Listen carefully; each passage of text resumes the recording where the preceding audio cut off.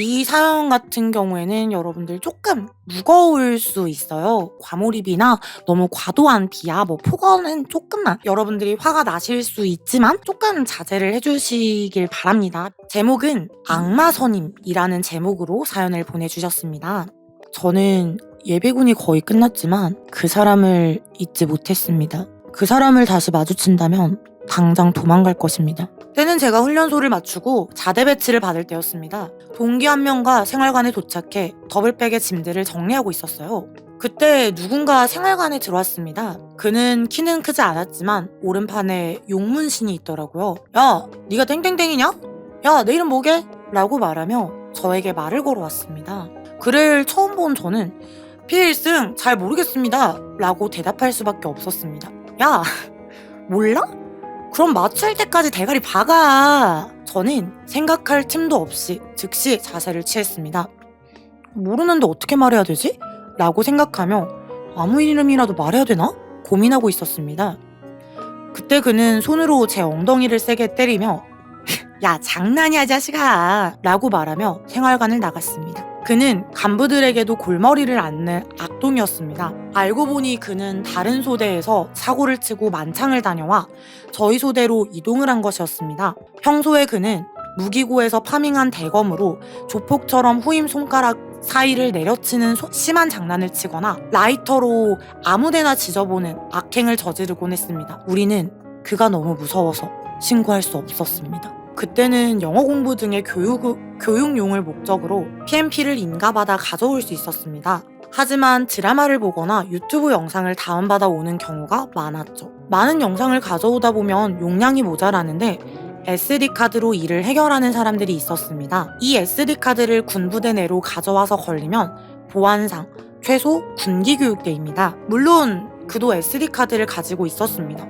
그가 간부에게 SD카드를 걸렸다는 소식이 들려왔고 저는 왠지 모르게 통쾌한 기분을 느끼며 역시 정의는 승리한다 라고 생각했습니다. 하지만 역시나 그는 호락호락하지 않았습니다. 간부님이 생활관 검사를 하다가 그의 PMP를 확인하던 중 꽂혀있던 SD카드를 발견해서 이게 뭐냐고 하셨답니다. 그때 그가 간부의 손에 있던 SD카드를 낚아채서 그대로 입에 넣어버리곤 씹어서 전부 삼켜버렸다는 겁니다. 이 장면을 목격한 사람들은 모두 당황했고 간부도 사건을 만들고 싶지 않았던 것인지 그냥 넘어갔다고 하더라고요. 시간이 지나고 제가 상병이 되었을 때 그는 병장이 되어서 장난이 점점 심해졌고 장난감으로 데리고 놀 신병을 찾고 있었습니다.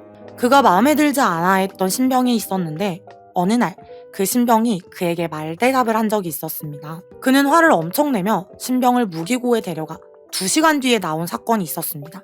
무기고에서 둘은 멀쩡하게 나왔고 무슨 일이 있었는지는 정확하게 알 수 없지만 이 사건으로 인해 그에 대한 신고가 이루어졌습니다. 그는 또다시 만창을 갔다 와서 다른 소대로 이동을 하였고 무기고에 같이 들어갔던 신병은 다른 곳으로 이동하였습니다. 이후 그에 대한 소식은 접하지 못하고 저는 무사 전역하였습니다. 제가 직접적으로 당한 것은 많지는 않지만 그는 소대 전체에게 PTSD를 주는 사람이었고 다시는 마주치지 않고 싶습니다. 기억하고 싶지 않은 기억이었지만 담비님에게 이 사연을 보냅니다. 라고 사연을 보내주셨습니다. 자, 마지막 사연입니다. 제목은 내 인생 첫 번호 따기 라는 사연입니다. 때는 작년 가을, 군대에서 전역한 지 얼마 안 돼 외로움에 지쳐가던 무렵이었습니다. 친구들과 약속이 있어 술집으로 가고 있었습니다. 그렇게 길을 걷던 중에 반대편에서 유난히 눈에 띄는 그 사람을 보게 되었습니다. 저는 이 사람을 보고 놓칠 수 없다 라는 생각이 들었습니다. 그 사람은 170 언저리에 긴 흑발 그리고 검정색 원피스를 입고 있었습니다. 저는 사실 외적인 모습을 그렇게 보지 않습니다. 그렇지만 이 사람은 무언가 달랐습니다. 이런 이질적인 느낌은 처음이었습니다. 저는 첫 느낌을 중요시하는 사람인데 이 사람을 보자마자 마음이 요동치더라고요. 이 사람을 놓치면 후회할 것 같아 무슨 일이 있어도 이 사람을 잡아야겠다 라고 마음먹었습니다. 점점 그 사람과 가까워지던 도중 얼굴이 좀 가까워져서 얼굴을 보니 여성적인 느낌보다는 약간 무언가 다른 이질적인 느낌이 들었습니다. 저는 용기를 내어 말을 걸었습니다. 저기요. 어라? 제가 너무 작게 부른 걸까요? 그 사람의 귀에는 이어폰이 꽂혀 있어 제 말이 들리지 않았던 것 같습니다. 저는 용기 내서 다시 한번 말을 걸었습니다. 안녕하세요. 실례되는 걸 알지만 저 여쭤볼게요. 혹시 남자친구 있으실까요? 당황을 한 건지 부끄러움이 많은 편인지 굉장히 작은 목소리로 답변이 왔습니다. 아, 저요? 저 애인 없어요. 저는 속으로 만세를 외쳤습니다. 아, 그래. 나에게도 기회는 오는구나. 다름이 아니라 제가 너무 마음에 들어서요. 혹시 제가 번호를 드리거나 받을 수 있을까요? 어, 어,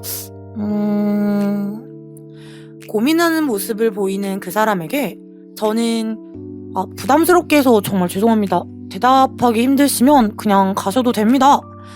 라고 말씀드렸다.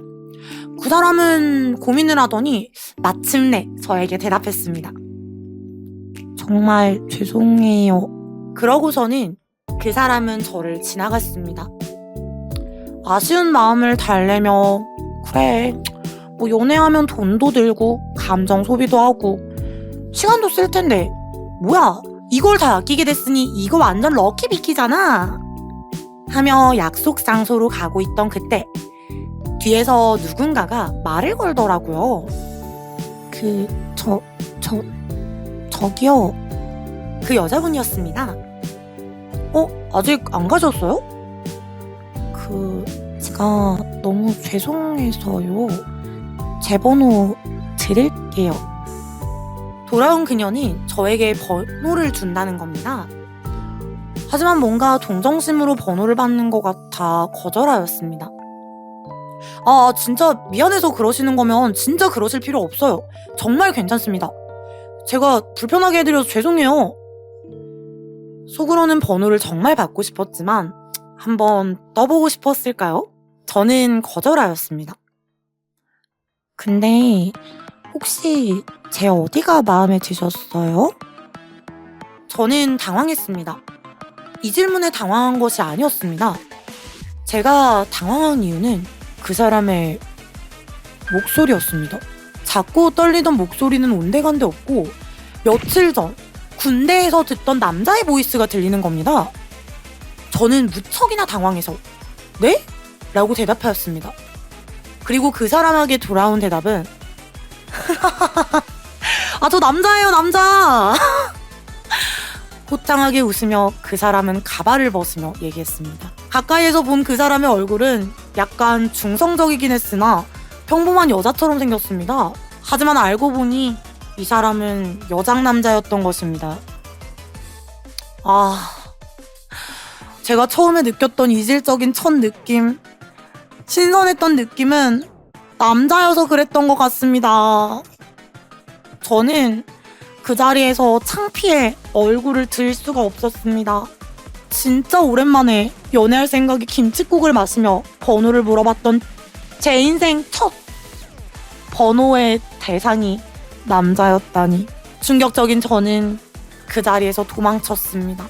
여기까지가 제 인생 첫 번호를 딴 이야기였습니다. 정말 친한 군대 동기들과 친한 친구들만 아는 스토리인데 익명의 힘을 빌려 이렇게 사연을 보냅니다. 또 참가해주신 모든 분들 너무너무 감사하고 또 방송 봐주시는 형님들도 다들 너무너무 감사하고 오늘 라디오는 여기서 마무리하도록 하겠습니다. 형님들 너무